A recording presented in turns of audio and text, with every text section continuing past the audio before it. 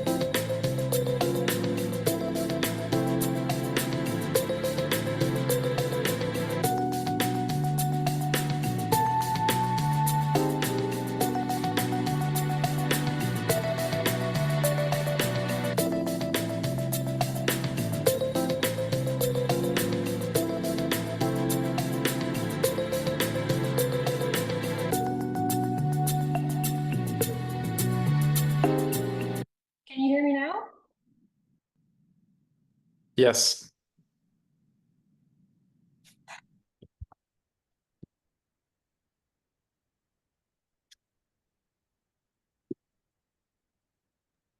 Now we can't hear you anymore, or I can't.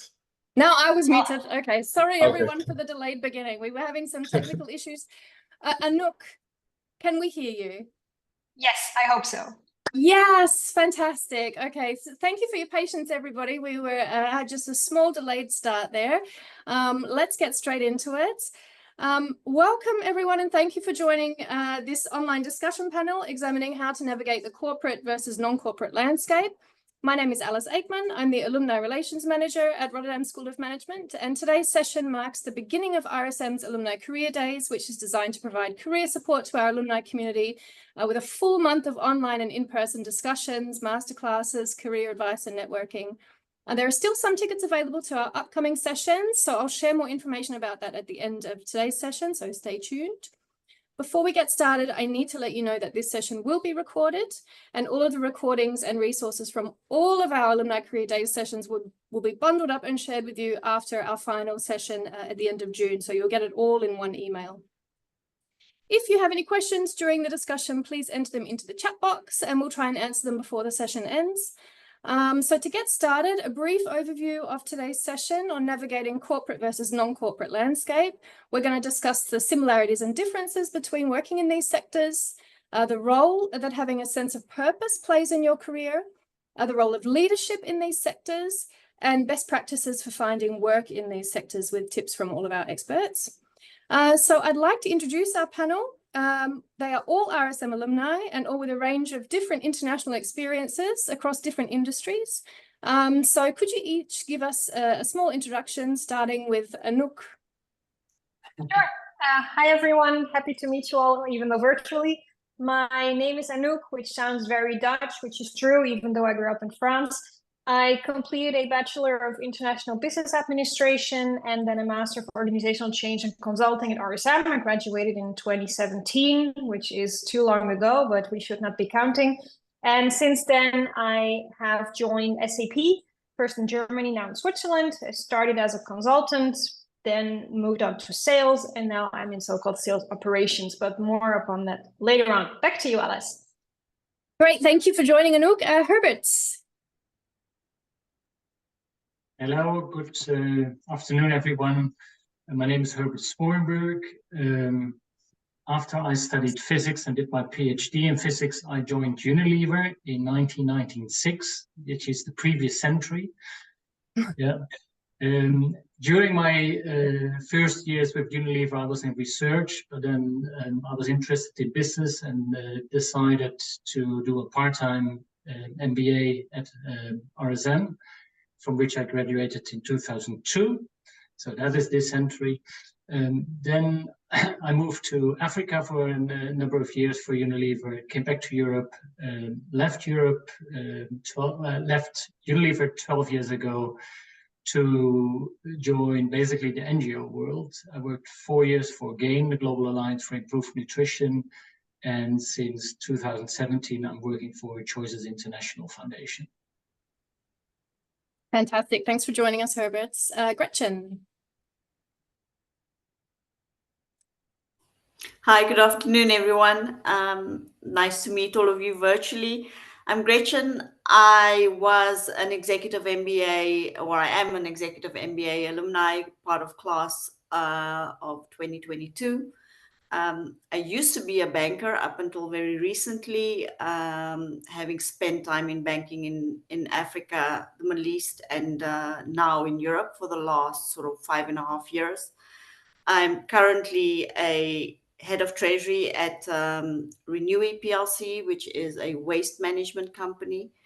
And I also spend time on a foundation that we started with our alumni, which is an education foundation called High Horizons Africa, where I'm the chairwoman, looking to sort of help young girls in Africa gain access to education.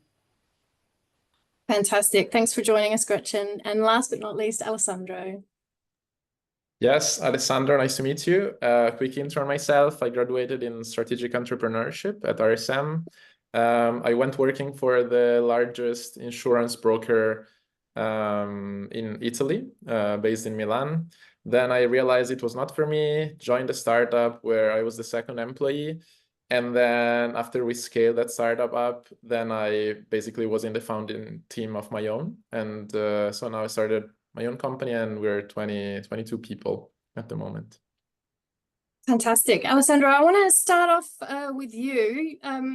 You said that for every person who chooses to take a corporate career path, there's another person looking for something else. So I'm curious, maybe you can share a bit about your story and how you've come to that conclusion. Yes, absolutely. So I believe there is this sort of pressure when you study at the top business school to go into consulting or finance sometimes, or a large corporate group otherwise.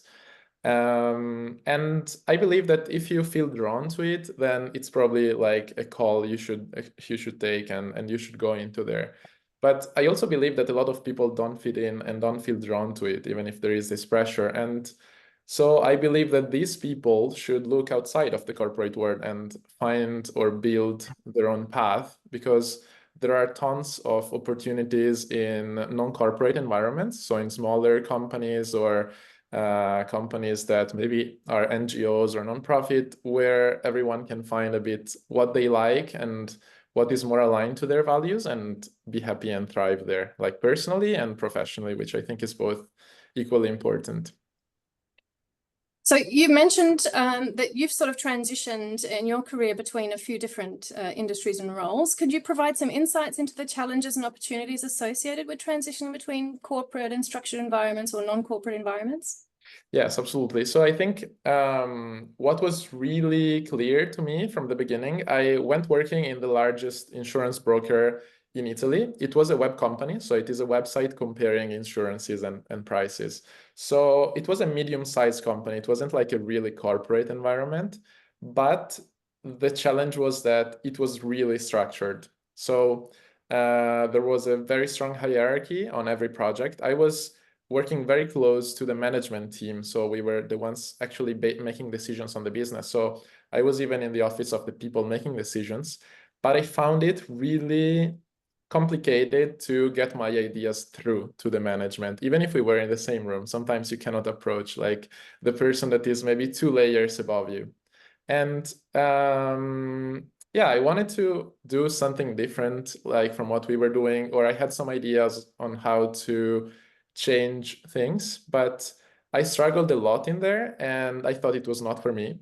I changed. I went to a startup that was where I mentioned, I think I was the second employee there. And I think I found my place there in the sense that there are challenges and there are opportunities, of course. I think in my case, there were more opportunities because when you are someone that likes to build what they have in mind, or to like propose what they have in mind and realize it and make it happen, I think a startup environment is much easier to work in compared to a corporate. So that was definitely an opportunity. On the other hand, of course, I think the challenge is that you have to figure out things on your own.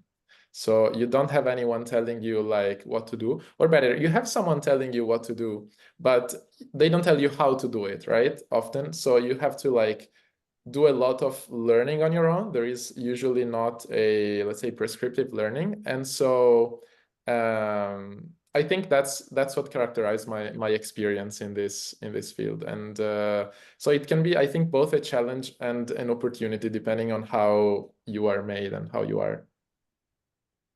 I think Herbert wanted to add something, maybe. Yeah, Alessandro, when you say corporate environment, I think it's important to define what corporate environment means, because your other example is also a business. So corporate doesn't mean it's a part of business. But what I hear you saying your example of your insurance company is quite structured and hierarchical. My experience when I was at RSM and left Unilever Research to join basically an intrapreneurial startup within Unilever in Africa. And that was perfectly possible. And I had access to all the managing directors of Unilever Nigeria, Unilever Ghana, everyone. So I guess it also depends what kind of company culture exists, and not in all company roles. There may be roles where you have a little bit more freedom than in others. So that's not generalized too much. Yes, I completely agree. I'm a big advocate for everyone should find the culture where they fit in the most. So I think it's not as important where like you work, if it's corporate, non-corporate, startup, whatever, but it's more important to find like wherever one is thriving and wherever one is finding the right culture and the right management style, after all, which is like something that was really important, at least in my career. I'd like to bring Anouk into this discussion at this point, because Anouk, I know you have some expertise here. So what's your experience? So my experience, or let's say when you are just before graduating, it's always a big question, like, what is my next step? And in some way, or most people, they will want to join like the big five from the consulting companies or large companies like Google and Amazon and so on and so forth. And suddenly you have so many options that we can get very lost and or confused.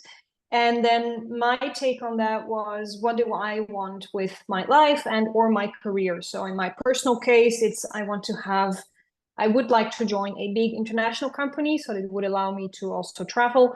I would like to have a company that is on the stock exchange so that I have also salary progressions that are more possible. I'd like to have the possibility to also change my job, which is not always the case in smaller companies. So if you join a big corporation, you have, of course, a multitude of possibilities that are offered to you. And let's say the assurance, I read a study just before graduating that 80% of people leave their job within the first 2 years of joining. So that is to be understood that it can be because of an internal progression within the company, and or it can be that just the company you chose was not the right one for you, right? So as the companies I mentioned before, like the Googles and the Amazons and the Oracles and any one of the bigger ones, did not in the end fit for me in terms of slogan, or I could not identify with the company either. So that is also a question, but I know that comes up later on, in terms of mentoring. So how to find your path within the numerous possibilities that exist. And for me, it starts with yourself. Like, what do you want? What are your goals? To then, in a second step, go towards what kind of company would fit for me. So how could somebody, just an open question to the group, how could somebody find out whether one of the companies they're targeting before they've joined? How do you know whether a company is going to be a right fit for you? I mean, someone said earlier about having it aligned with your values. If you're still looking for a job, how do you know which company is going to be the right one? I'd be happy to start, but Alessandro was faster. So Alessandro, go ahead. Okay, no, I can start very quickly. I think most of the times you don't know. The best way you have to know is to speak with people that are working there. I think that was my way of finding out. That's all. That's everything I would do. I would also recommend, like, you can reach out to people over LinkedIn. The worst case that can happen is that they don't reply or say no, right? So there is always that option to go through. Then we have like the RSM Mentor Me platform that is available to the RSM alumni and students. And I would just try to approach people directly to ask them what kind of culture is it, how is progression, what kind of, how do you, or differently speaking, can you talk to managers directly? Can you speak to level 2, level 3, level 4 managers? How does that work? And then also do kind of your, not due diligence, but to look a bit online as well. Like, does a company like Amazon work for me, or can I identify myself with such a company with their values? So there's a lot that can be found online, at least in my opinion, in terms of slogan and mottos or anything of the sort. Great. Gretchen? Yeah, well, I recently joined a new company 6 months ago, and I think there my network from my MBA class really helped a lot, because I got approached by the CFO of the company to join, and one of my fellow classmates had been working at the company before, so I could quickly get feedback from her on what she thinks of the company, what she thinks of the culture, what she thinks of management, and she could also introduce me to others across the company that I could also have conversations with to sort of corroborate the answers and see if everyone has a similar experience in terms of culture, because I think that's quite important when shifting careers or shifting companies, to make sure that, you know, the company and I guess the purpose for many of us these days aligns with our personal values. I think this is a really nice segue for you, Gretchen, to tell us a little bit more about your experience. I know that some business school graduates consider exploring entrepreneurship as a possible career path, which you did, but in a really unique way. Do you want to tell us a bit more about that, and maybe the challenges that you had to overcome? Yeah, so as a cohort, we visited South Africa, which is my home country, and we visited the townships in South Africa during our final year in the executive MBA. And as part of that, we really witnessed the poverty, the lack of education, the lack of access to opportunities for many of these startups and sort of young entrepreneurs, which we were trying to help in our case study in these townships. And I think that spurred along the group to start asking questions, because they'd never seen this level of poverty, or having obviously been most people having grown up in Europe, etc. You know, start asking questions: how did this happen? Why did this happen? What can we do to make a change? Because after all, at RSM, that was sort of part of our ethos, to be a force for positive change in the world.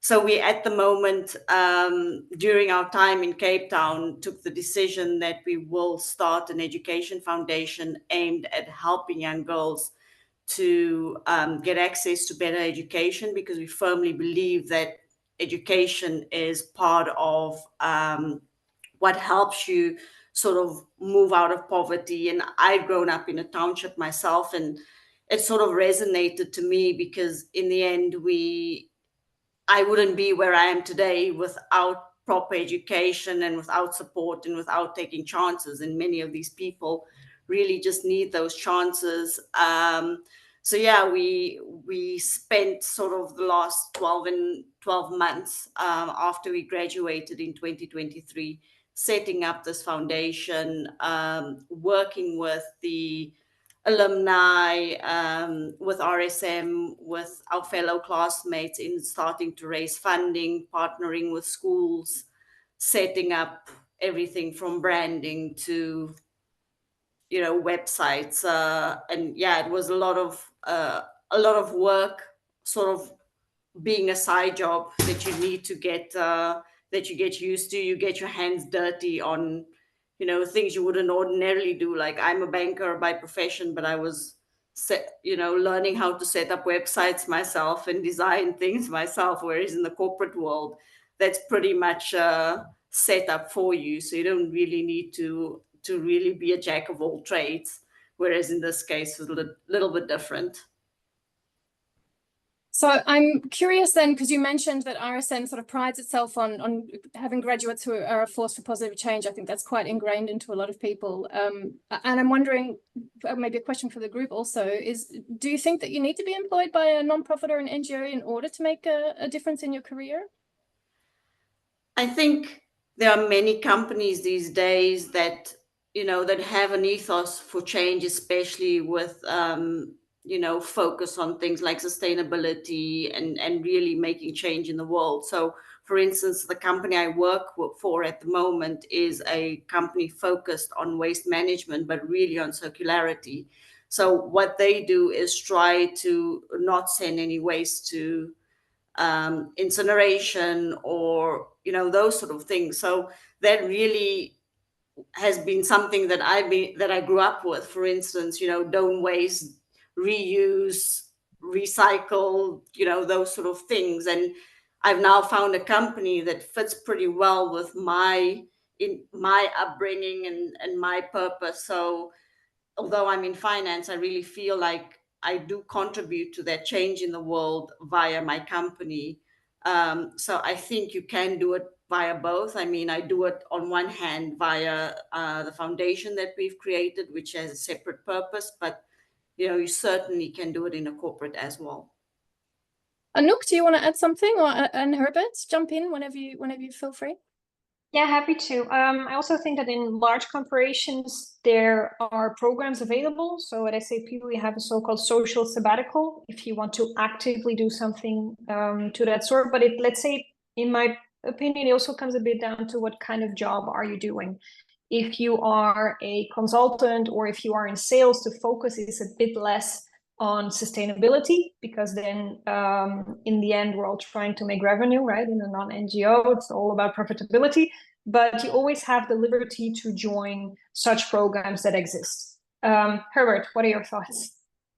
Yeah, I agree that it can be both, and certainly joining an NGO is not a guarantee that you will be satisfied with making a purpose or impact. I think and it comes back to the earlier question you asked, Alice, about how do you go about finding out which organization fits with you. And Anouk, you said, start with yourself, know yourself. Really a good part of that analysis is this piece of self-reflection. Who are you? What do you want? Why are you motivated by? And once you know that, then you can do a bit of an analysis on sectors, NGO sectors, on the environment, on health, on education. You may have more affinity with a certain purpose than others. Then go a step deeper into organizations. And I think there are many organizations that have really the purpose very high, but if the culture doesn't fit you, then it's not your organization. So looking back at the career decisions I made, I came to the conclusion that there are 4 dimensions that need to suit me. 1, my physical, my life balance, the salary, that needs to be fine. Otherwise you get, you won't accept the job, you won't be satisfied. There needs to be an intellectual challenge to the job. Otherwise you get bored. There is a part of culture and emotional. Do you work in teams? Do you get a lot of independent work? One may fit you more than the other. And lastly, the purpose of an organization. Is that organization only, is it a slogan, or is it truly something that they do? And I think those 4 elements need to suit you well before you should decide moving on. I mean, you can always decide and regret it 2 years later, but there's a little bit of waste of your efforts. And I think if you do a little bit more conscious your homework, you will be better prepared and will probably have higher chances to find the right job. Herbert, I'd like to dig a bit deeper into your experience as a leader in different capacities, in different industries. What can you share with us about the role of leadership, and is it different in corporate and non-corporate? Maybe you can share, for example, are different leadership styles required or valued in different environments? I don't think that corporate or non-corporate or non-governmental NGO organizations do matter so much. I think it's situational leadership and different leadership styles are required, and I think you need to be able to play them all. But I guess what I was most inspired by and tried to develop that style myself as well is really being an intricate person and truly to yourself, open, vulnerable, and connecting to people about their personal lives, their values, and having make the time to have these deeper conversations. Because I think once you feel really connected, it's a huge intrinsic motivation, and it will pay off in terms of what people will do for you, for the organization. So I think that's important. But yeah, in some cases you need to apply more authority, more mentoring, leadership by example, etc. It's all relevant. But what impressed me most is that within Unilever we had sessions where we went with the team into offsite and spoke about our personal roles in life and how we were as dad or as a husband or as a child, a sibling, etc., etc., and spoke about these roles. You get a much better connection, and you try to develop people as individuals, and with those individuals you create much stronger teams. I wonder, Herbert, and maybe the others can jump in, how can an organization successfully integrate these purpose-driven initiatives into their corporate strategy? Is that really important to do? And would something like that have an impact on employee morale, for example? No, I think it's absolutely important, and I believe you see most organizations making a good attempt to do that. I think the question you need to ask yourself, how true are they to that purpose? And when I look at Unilever now and the time before, so under the leadership of previous CEOs, their focus on sustainability was very high, and I truly experienced that, and that was going into the culture and decided the day-to-day things. What I read now more recently is that at least many people at Unilever or ex-employees are not so happy with the new directions of that are taken, and it seems to me that the integrity of that vision statement is at stake. But I'm not so close to the company anymore, so I'm not quite sure. When I worked for GAIN, the Global Alliance for Improved Nutrition, you felt that nutrition was truly into anything what we did. But on the other hand, sustainability was much ignored, and people flew around the world to do it. And so you start to ask the question, but is that really necessary? And is that true? And I think that organization didn't have that, the ducks in a row. And you see that in the employee turnover, people leave because yeah, they are not so committed anymore. They don't believe the leadership team. And so I think it's immensely important to truly live your purpose. Has anyone else got any experience with that? I'm happy to share in SAP, well, let's say that every company always makes big promises. But as soon as a company is in the spotlight, then they're also looking at to what extent are these promises kept or not. And in SAP, we have a survey that happens twice a year, where it is not only about the direct line manager or the L+1 manager, but also about the executive board. And then the results, whether they are very, let's say, whether they are the best or not the best, they are still presented, and then the company needs to act upon them. So in that sense, in SAP, it is the case that they truly value the feedback. And I align here with Herbert. As soon as the employees don't feel valued or they don't feel that their voice is valued, there will be a consequence. Sooner or later for the company, there will be a consequence with employees leaving and or, let's say, not working as hard as they could or should be. So that is how we do it at SAP.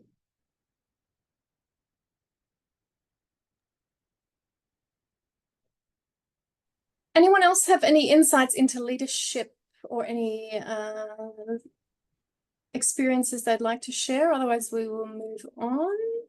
Yes, maybe I'll jump in on this. I have my very personal take. So I think I personally struggle within very hierarchical environments. And I think sometimes you see this saying that is like, for your career, don't choose a company, choose a good manager. And I think sometimes that's really true, because I think the people you work with, like an organization is made of people, right? So the people you work with make your life and work, I think, good or bad. Like they have a lot of impact on how you feel at a certain place versus another. And even the culture that we talk about is like a sort of collective belief, right? That is within a company, or that it's not there if a company doesn't have a strong culture. And regarding leadership, I think I agree with what Herbert said before, that since a company is made of people, like it is super important for the leadership to make people feel, well, safe on one hand, like heard on the other, and also fulfilled. I think those are the like key components that a leader should have within an organization. And I don't think it differs as much like between corporate and non-corporate. Like, of course, there are a lot of difference between, because the structure is different, but after all, I think a leader is a person, and finding a good leader as a sort of mentor within the organization, whether big, small, NGO or other, is what will shape the most like about your experience within that organization.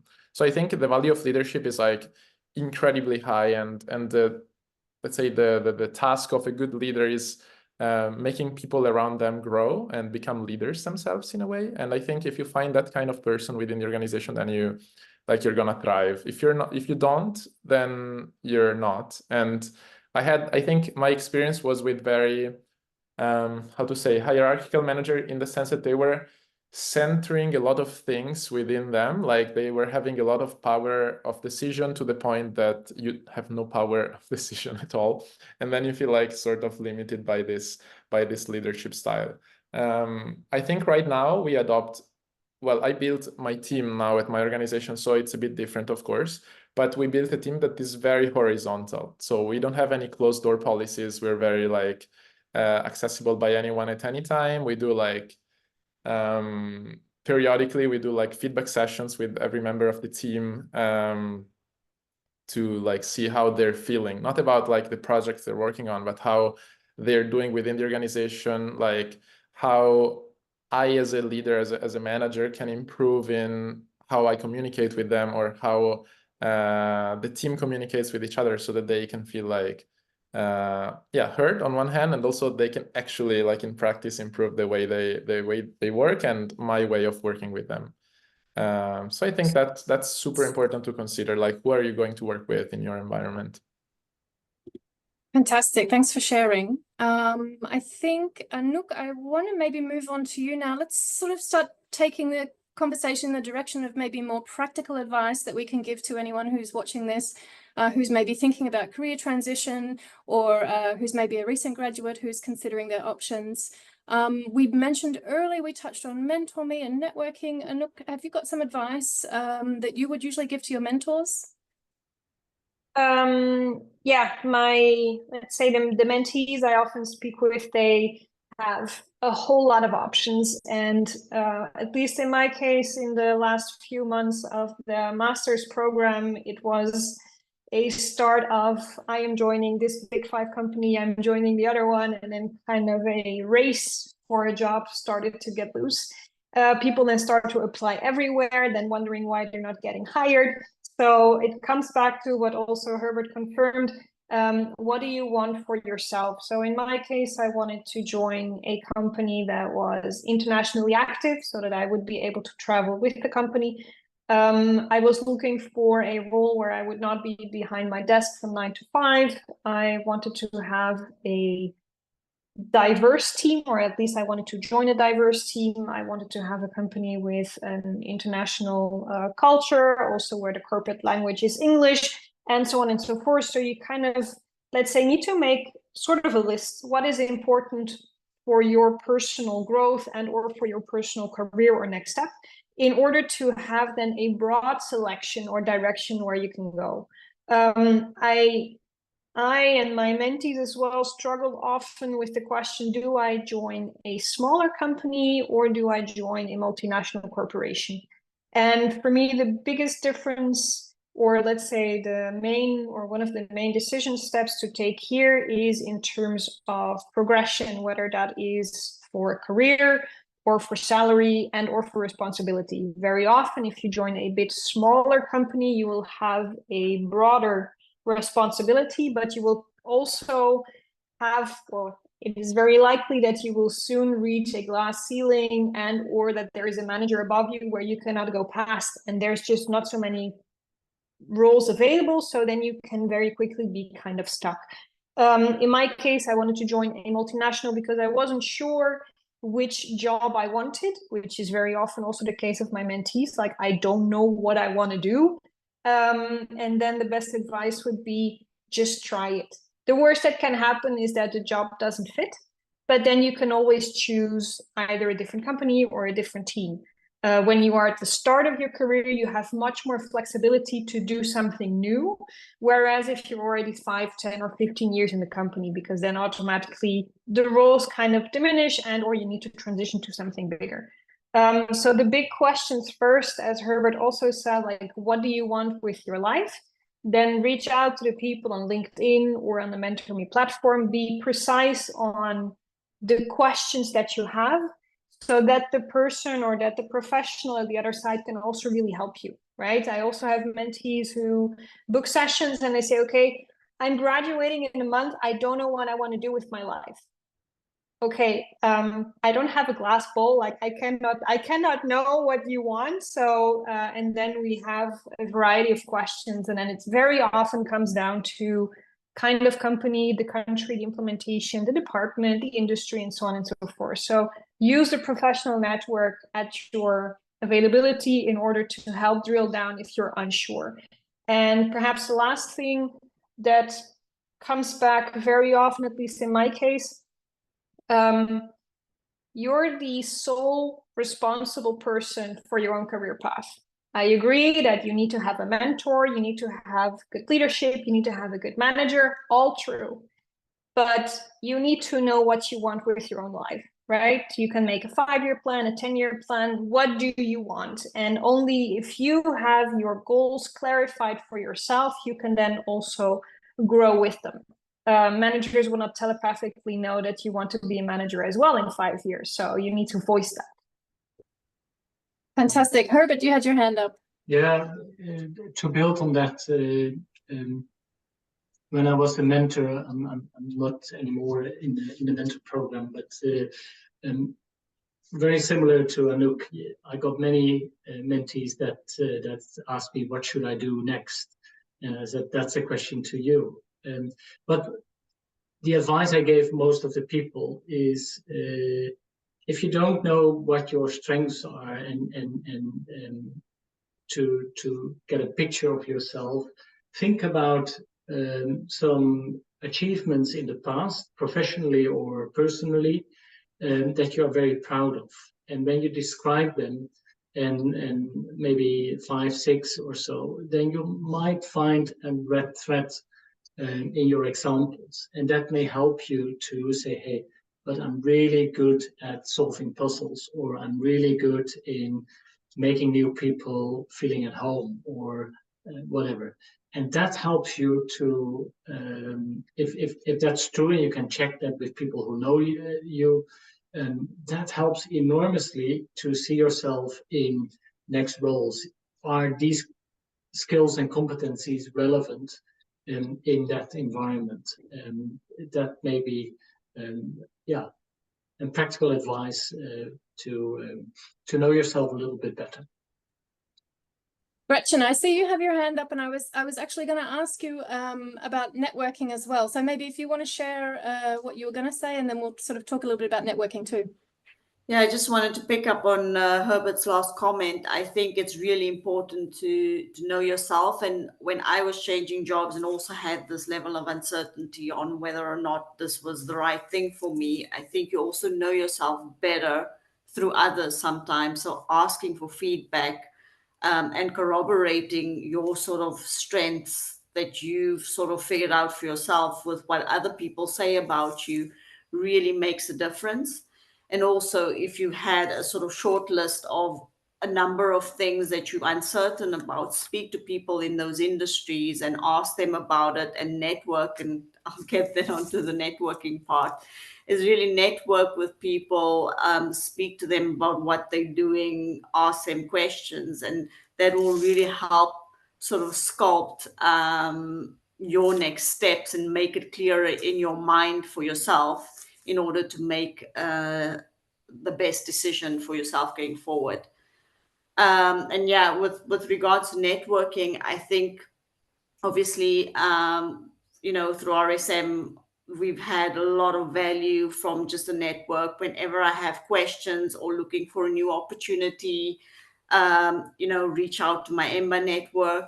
And just throughout your career, I think it's super important to, if you finish at a company, or if you go to a conference and leave a conference, or whatever it may be, to always maintain a network or maintain contact with people, because you never know when they could help you with opportunities going forward. And I think, I just left a job, and I moved into treasury. My customers at my previous job were all treasurers. Now I can reach out to them when I have questions, because I'm stuck at my job, for them to help me. So the network's really, really powerful in helping you in your next steps. I think also, Gretchen, if you have a look at your career, both professionally and the work that you're doing with the foundation, I mean, that is a testament really to effective networking. I think the work that Higher Horizons does is built on a network. It wouldn't have been possible without having that network of people supporting it to get established. But also, you're relying on the network also to help it grow and to meet new people and to make new connections. So, yeah, I think we can't underestimate the power that networking has. Indeed. Alessandro? Yes, I just wanted to add one thing to everything that was said that I completely agree with. It's also okay not to know. Like when you're just graduated, like I received the same advice from people that were like older than me and more experienced, but still I didn't know what to do. So like if you try to figure it out, you can't. I would say just try it out. Like get into the opportunity, job, project, whatever that like you feel most drawn to, like culturally or because of the interest in the job or whatever. And I think there takes also time to figure it out, because it takes time to figure out who you are, and maybe you don't know where you're just graduated. So I just wanted to add this. And yeah, very quickly regarding networking is, yeah, super important. I agree. It's like probably your most important asset. I think where you're like graduated, like especially when you're young, you maybe don't realize it, but the people that are around you when you do your master's or your bachelor's then become professionals, like together with you. They will grow with you. They will be in industries that maybe you're not considering now, but you may be considering in 5 years or 10 years. And so yeah, just like keep building relationships. I think it's super important. The world and businesses and organizations are made of people. So yeah, keep those connections active, and genuinely, not because you would want to have something from them in the future, but just because I think it's nice to like have connection in the professional world as much as it is to have them in the personal world. Fantastic. Thank you very much. I'm just keeping an eye on the time, and we are running out of time. So we have been looking at the chat box, and I haven't seen many questions coming in. So now's your last chance. If you do have a question, feel free to add one to the chat box. And while we're waiting to see if any questions come in, maybe we can just do a quick round of sort of, if you could give one final piece of advice, or if there was one thing that you wanted to share today that you didn't get a chance to, let's do a quick round. Feel free to jump in if you've got something to say.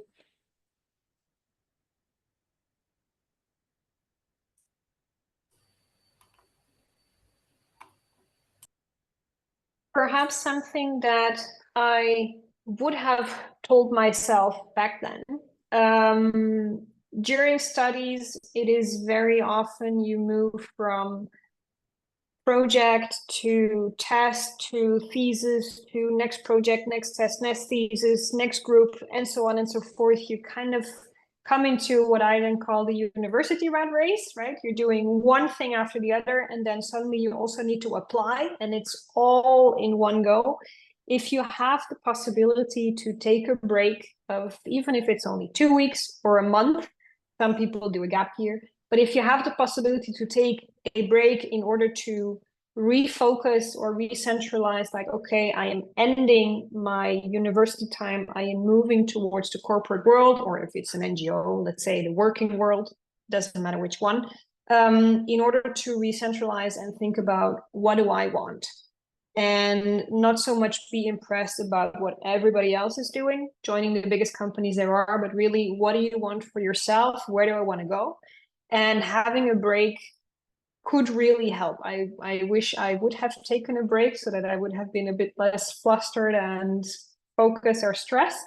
So take a break if you can, reach out to people for support, and try to really think about, what do I want my next 5 years to look like? What are my goals?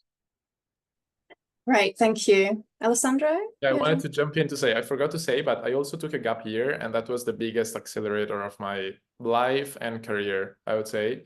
So totally agree with what Anouk said. Like, you need time and also space in your mind sometimes, which is even more important than time itself, to think about who you are and grow and speak to people. And yeah, I think that's really important, and I'm happy that Anouk mentioned it, because it's without time to do that, you don't do it, because you can always like find something new to do, or yeah, for school, studies, for work, or social events and stuff.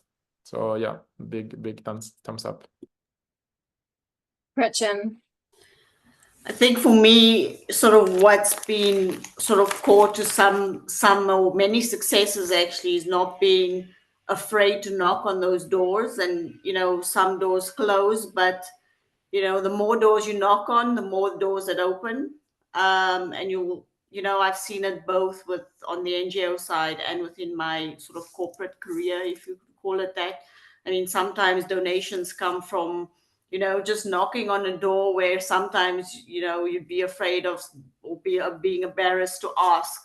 And sometimes, yeah, those doors, many times those doors open, and you get the opportunity, or in our case, in the foundation side, you get the donations. And yeah, it's been sort of similar in my career. Many times you get sort of knocked down. If you don't ask, you're not going to get. So it's really, you know, if you have an idea about a next opportunity, or, you know, the next step in your career, ask. Because sometimes you sort of may not be confident enough to think that there's going to be a yes, but definitely there are more yeses than no's in the world, I think. Fantastic. Yeah. We have had a couple of questions come in. Somebody is asking whether using an internship as a way to figure out which company suits them is a good idea or a waste of time? Does anyone want to jump in there? Is an internship a valuable way of finding out whether a company? In that case, I would say an internship can be a good start if it is at a company that you can picture yourself working at. If it is an internship that said yes and you apply to 15 different companies, then I would not be so sure to take the first one that accepted you. But if it is a company where you envision yourself working in the future, I definitely think it can be a good step, as long as it's not like a 6-month internship, right? So for me, it needs to be reasonable. Yeah, to add to that, I think if you're planning to spend 3 months or 6 months at an organization as an intern, you better get your learning objectives very, very clear, because it feels a long time and a waste of your time to only explore whether the company or organization may be a potential fit. But if you have a learning objective in terms of a certain skill or competencies, or you want to grow in a certain sector, yeah, that may be a value, but only to explore whether the company fit you. Half an hour interview with a person applying for a job, or calling a few people informally to find out and test your hypothesis, is much quicker and more efficient. Great, thank you. The next question is asking about finances. So I know, Alessandro, you gave an example where you were working for a company and then you split off to sort of do your own thing. And I think some of the others of you, I know Gretchen may be starting your own thing as well. They're asking, how do you juggle that? So how can you afford to give up a salary and go then into uncertain territory? Do you have some advice about how to manage that? Yeah, of course, like everyone has a different starting point, and that's like, of course, sometimes a privilege to like have the chance of doing that or not. I believe that strongly. In my personal case, I basically lived for 8 years with my parents and saved a lot of money to do my when I was working, to do my gap year and then start my own company. So that's how I did it. But I think also that, yeah, everyone comes from different circumstances, so it's not a general advice, but it's my very personal experience. Yeah, when I, having started the foundation, it's really something I do alongside my work. So it's not really something that sort of takes away from my salary. My salary actually helps me to achieve the goals that I want to achieve. Exactly. Yeah, I think that's in the quite common. foundation. We do hear that quite often, that people maybe start something alongside their full-time job, and then when it grows enough, then maybe you can make the transition to turning that into something that's full-time. We are running out of time, so I want to jump on to the next question. This will be maybe the last one. This person's asking about, we talked a lot about a gap year and networking as well. So they're asking, let's see, the time it takes to land a full-time job. Do you think a part-time job is a good idea during a gap year? I mean, I can add my own experience here. I think a gap year is fantastic. If alongside what we were talking about before, that there's meaning involved. So a gap year is just not taking a year to party. It's using that time to network. Does somebody else want to add some of their experiences in there with how to make the most maybe of a gap year, or how to build a network? I would say that there is nothing wrong with working part-time. Choosing a company in the end has a major impact on your career anyway, so it would be better to take a bit more time in choosing the right company than just choosing any company. I personally started my working life as a dishwasher, so it all depends a bit on where do you want to go in your career steps. And regarding the other question that we just jumped over, you can still message people on LinkedIn even though you are not connected yet. So there are ways to get into contact with the people. Yeah, and also I want to add, I'm very active on LinkedIn right now because I want to build my personal brand. Some people just don't use LinkedIn. so they're not active on the platform. So if you like write to a person like 3 times after, if you manage to send them a message and they don't reply, maybe they're just not active. And here's probably a good point where we can mention again about Mentor Me. I know Bruno put the link for Mentor Me in the chat. Sometimes LinkedIn is, if you're not getting the results there, jump onto Mentor Me. There's plenty of people who are willing to spend time discussing your career options with you. That is a pretty good moment to start to round up today's discussion. I'm just going to share this slide real quickly because we are doing these sessions every week for the next 3 weeks. We've got 3 more sessions to go, this time every Tuesday. We also, if you are based in the Netherlands, we also have a campus session on the 21st of June. There's still tickets available for that. This is a really valuable day. I cannot stress how what a wonderful opportunity it would be to do some networking here. And these are the sessions that will be available for you to sit in on our campus down the 21st of June. So please do join us. Let me just give a very big thank you to all of our alumni speakers today for joining us. We really appreciate all of the time that you took and the insights that you gave us and all of your advice. If anyone who's watching would also like to volunteer your time to give back to the RSM alumni community like today's participants have done, please get in touch with us. We're always looking for volunteers. And don't forget to join us here the same time again next week for the next session, which will be about balancing your career success with your mental well-being. Once again, thank you everyone for joining. We really appreciate your time today, and we'll see you next week. Thank you very much. Thanks for organizing. Bye. Bye. Bye.